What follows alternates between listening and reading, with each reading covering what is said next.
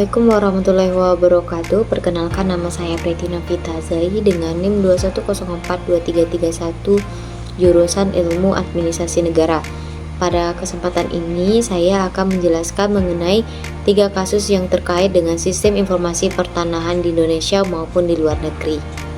Baik, yang pertama penjelasan kasus mengenai implementasi sistem informasi manajemen pertanahan nasional dalam peningkatan kualitas pelayanan sertifikasi tanah di kantor pertanahan Kabupaten Sidoarjo. Latar belakang Kabupaten Sidoarjo sebagai salah satu daerah penyangga ibu kota Provinsi Jawa Timur mengalami pertumbuhan ekonomi dan urbanisasi yang pesat. Pertumbuhan ini mendorong meningkatnya permintaan terhadap layanan sertifikasi tanah. Namun seperti banyak daerah lain di Indonesia, proses sertifikasi tanah di Sidoarjo seringkali terhambat oleh birokrasi yang rumit, kurangnya transparansi, dan konflik kepemilikan lahan.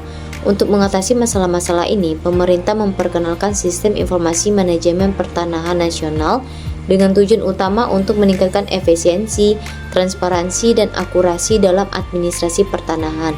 Karena sistem ini memungkinkan pemrosesan data secara real-time, mengurangi ketergantungan pada dokumen fisik dan mempercepat proses sertifikasi tanah, sehingga implementasi SIM Tanah diharapkan dapat merespon kebutuhan masyarakat Sidoarjo akan layanan pertanahan yang lebih baik dan lebih cepat.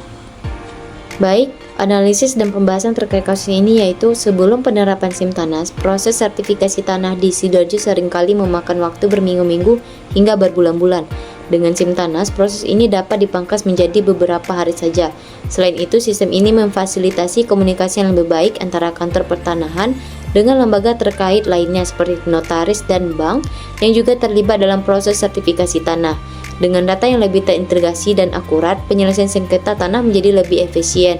SIM Tanah memungkinkan petugas untuk melacak riwayat kepemilikan tanah dengan mudah, memverifikasi dokumen terkait, dan mengidentifikasi potensi masalah sebelum mereka berkembang menjadi konflik besar. Dan ini sangat penting di Sidoarjo, di mana konflik pertanahan bisa menghambat perkembangan wilayah. Meskipun banyak manfaat, implementasi SIM Tanah di Sidoarjo juga menghadapi berbagai tantangan. Salah satunya adalah resistensi terhadap perubahan dari beberapa petugas yang terbiasa dengan sistem manual. Selain itu, infrastruktur teknologi yang belum sepenuhnya merata di seluruh daerah juga menjadi hambatan. Dan untuk mengatasi ini, pemerintah daerah berupaya menyediakan fasilitas teknologi yang memadai dan mengadakan pelatihan berkelanjutan bagi para petugas. Baik, dapat disimpulkan pada kasus ini bahwa implementasi SIM Tanah di kantor pertanahan Kabupaten Sidoarjo telah menunjukkan potensi besar dalam meningkatkan kualitas pelayanan sertifikasi tanah. Sistem ini mampu mempercepat proses, meningkatkan transparansi, dan mengurangi konflik pertanahan. Namun, keberhasilan penuh dari sistem ini membutuhkan dukungan infrastruktur teknologi yang memadai dan perubahan budaya kerja di kalangan petugas pertanahan. Dan secara keseluruhan, SIM Tanah merupakan langkah maju yang signifikan dalam reformasi administrasi pertanahan di Sidoarjo. Dengan komitmen berkelanjutan dari pemerintah dan partisipasi aktif dari masyarakat, sistem ini dapat membantu mewujudkan layanan pertanahan yang lebih efisien, transparan, dan adil yang pada akhirnya akan mendukung pertumbuhan ekonomi dan pembangunan wilayah secara lebih efektif. Selanjutnya, kasus yang kedua mengenai sistem informasi pertanahan di Kenya. Kenya seperti banyak negara berkembang lainnya memiliki masalah serius dalam administrasi pertanahan, termasuk ketidakjelasan batas-batas lahan, korupsi, dan konflik kepemilikan tanah. Untuk mengatasi masalah ini, pemerintah Kenya meluncurkan Program Nasional Land Information Management System pada tahun 2018. Program ini bertujuan untuk mendigitalkan semua catatan tanah dan menciptakan sistem informasi yang terintegrasi guna meningkatkan efisiensi, transparansi, dan akurasi dalam pengelolaan pertanahan.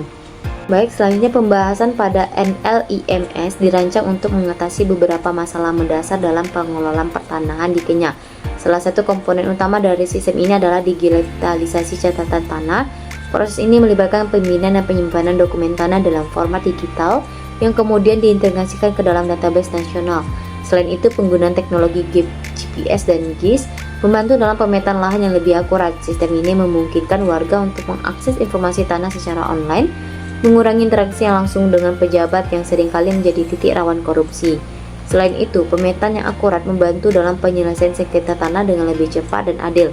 Kecepatan dan efisiensi dalam akses informasi ini juga mempermudah proses jual beli properti dan investasi di sektor real estate. Namun, implementasi NLIMS menghadapi tantangan besar. Salah satu hambatan utama adalah kurangnya sumber daya manusia yang terampil dalam teknologi informasi. Untuk itu, pemerintah Kenya bekerja sama dengan berbagai lembaga internasional untuk melatih tenaga kerja lokal. Program pelatihan ini mencakup penggunaan perangkat lunak GIS, pengelolaan database, dan keterampilan teknis lainnya yang diperlukan untuk mendukung operasional NLIMS. Masalah infrastruktur juga menjadi kendala signifikan. Beberapa daerah di Kenya masih memiliki akses terbatas terhadap listrik dan konektivitas internet yang esensial untuk operasional sistem informasi digital. Selain itu, adaptasi masyarakat terhadap teknologi baru ini memerlukan waktu dan upaya sosialisasi yang berkelanjutan. Dapat disimpulkan pada kasus yang kedua ini, NLIMS merupakan langkah maju yang signifikan dalam reformasi pertanahan di Kenya. Meskipun menghadapi tantangan, program ini menunjukkan potensi besar untuk meningkatkan pengelolaan pertanahan dan mengurangi korupsi. Dengan dukungan terus-menerus dan upaya peningkatan infrastruktur, Kenya dapat mencapai tujuan mereka dalam menciptakan sistem pertanahan yang lebih efisien dan transparan. Kesuksesan ini juga dapat memberikan pelajaran berharga bagi negara-negara berkembang lainnya yang menghadapi masalah serupa. Kedepannya, keberhasilan program ini akan bergantung pada kemampuan pemerintah Kenya untuk terus berinovasi dan beradaptasi dengan tantangan yang muncul, serta memastikan bahwa seluruh warga terlepas dari lokasi geografis mereka dapat menikmati manfaat dari sistem pertanahan yang lebih baik dan lebih transparan. Baik, selanjutnya kasus yang ketiga mengenai digitalisasi sistem informasi pertanahan di Kabupaten Bogor, Jawa Barat. Pada latar belakangnya, Kabupaten Bogor sebagai salah satu kabupaten yang berdekatan dengan Jakarta, menghadapi tantangan dalam pengelolaan data pertanahan yang masih bersifat konvensional. Hal ini mencakup pencatatan manual dan kurangnya integrasi antara berbagai entitas yang terlibat dalam administrasi pertanahan.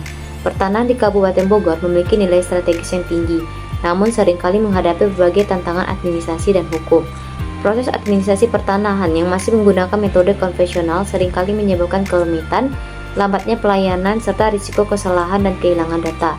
Dalam upaya untuk mengatasi tantangan-tantangan ini dan meningkatkan efisiensi administrasi pertanahan, pemerintah Kabupaten Bogor memulai inisiatif digitalisasi sistem informasi pertanahan.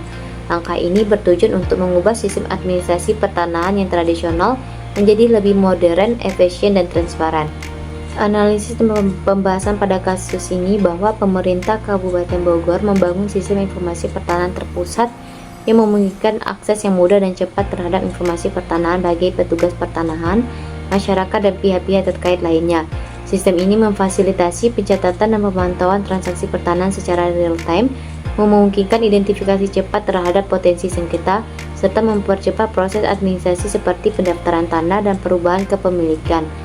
Digitalisasi sistem informasi pertanahan membawa manfaat besar dalam meningkatkan transparansi dan aksesibilitas informasi.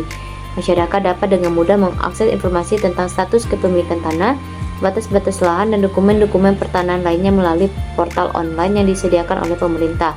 Hal ini tidak hanya meningkatkan kepercayaan publik terhadap sistem administrasi pertanahan, tetapi juga memungkinkan pemantauan yang lebih baik terhadap aktivitas pertanian di wilayah tersebut. Meskipun banyak manfaat yang ditawarkan, digitalisasi sistem informasi pertanahan di Kabupaten Bogor juga menghadapi beberapa tantangan. Salah satunya adalah keterbatasan infrastruktur teknologi, terutama di daerah pedesaan yang dapat menghambat aksesibilitas dan kecepatan sistem. Selain itu, resistensi terhadap perubahan dari beberapa pihak yang terbiasa dengan sistem konvensional juga bisa menjadi kendala dalam implementasi digitalisasi. Kesimpulan dari kasus yang ketiga ini bahwa mengatakan digitalisasi sistem informasi pertanahan di Kabupaten Bogor adalah langkah positif dalam meningkatkan efisiensi, transparansi, dan aksesibilitas administrasi pertanahan.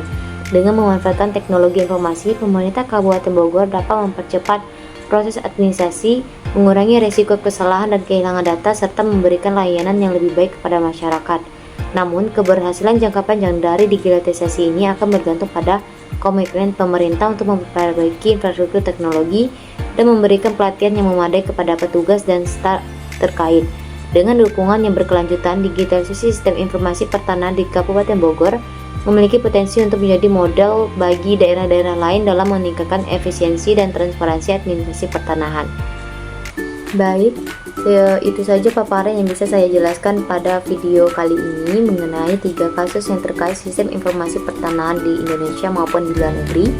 Apabila ada kesalahan mohon dimaafkan. Wassalamualaikum warahmatullahi wabarakatuh.